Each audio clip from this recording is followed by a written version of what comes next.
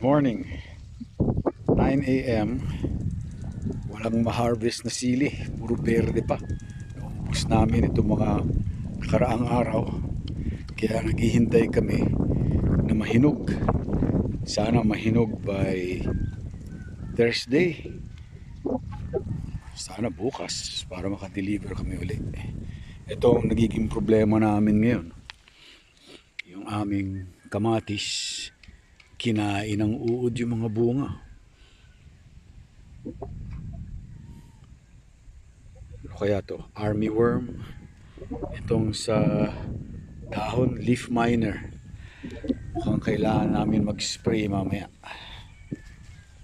Ito, medyo healthy yung mga bunga na to. Pero yun, may tama yung isang yun.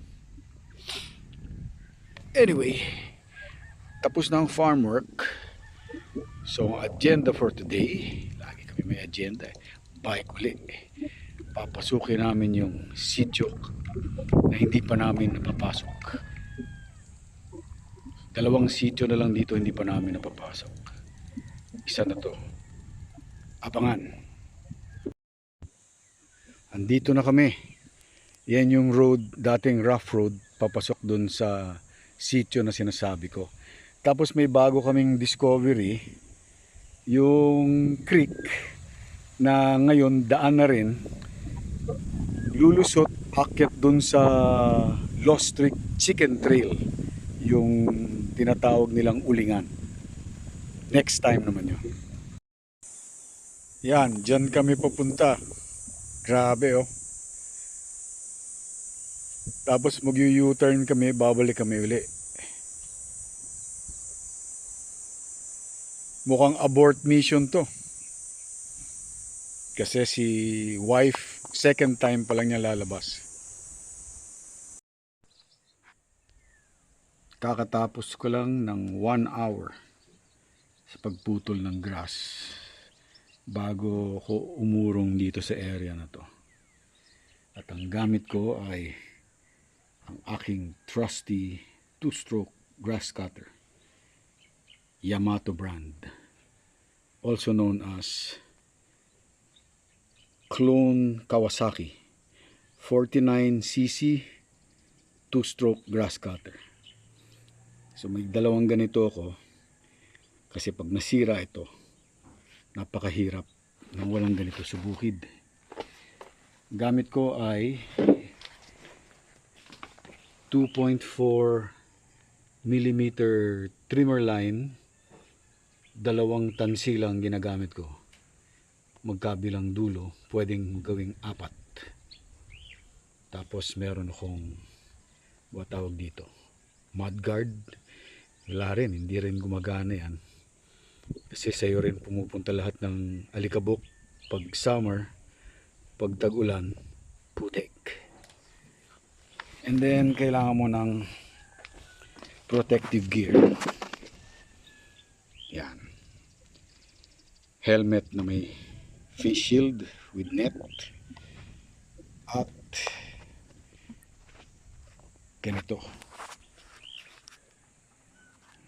shades, apron, dumi na ng boots ko, rubber boots. So kakapuno ko lang ng mga 300 ml na gas na may 2-stroke oil na nakahalo. Babalik na ako ngayon.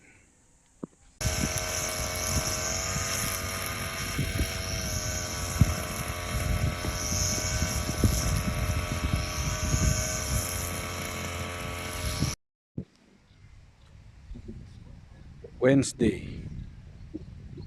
6:01. Di ko alam kung paano ko tatapusin tong episode na to. Gusto ko maging consistent, so kailangan mamayang gabi ilabas ko na to. So medyo mishmash ng ride, aborted ride. Tapos ano bang naidagdag ko? May dalawa pang eksena dun. hindi ko nakunan yung ride sa bypass road.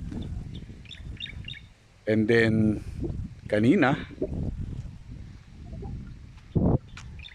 kumatok or nagsis yung akin anong grass cutter ko na isasama ko rin sa episode na to. Para tapusin yung trabaho, kinamay ko na lang yung mga damo gamit yung kinaret or sickle. Yun ang tawag nila dito, kinaret. So bukas, magdi-deliver ako uli ng sili as usual. Sasabay ko na rin yung paggawa ng grass cutter. Yung spare ko mukhang malabo na din eh. So, sabay ko na lang yun. Bagay talaga sa araw na ito yung sunset oh. As in, walang sunset. Red sky lang, cloudy, lakas ng hangin, presko, tahimik. Pero kahit na nangyayari yung mga bagay na yan, okay pa rin yun. Mas okay na yung mga problema na yun kaysa mga problema gaya ng dati. Sa ngayon, at least nakahanap ako ng lugar na tahimik. Pero ang pangarap ko ay magkaroon ng katahimikan. Mang Tuni signing off.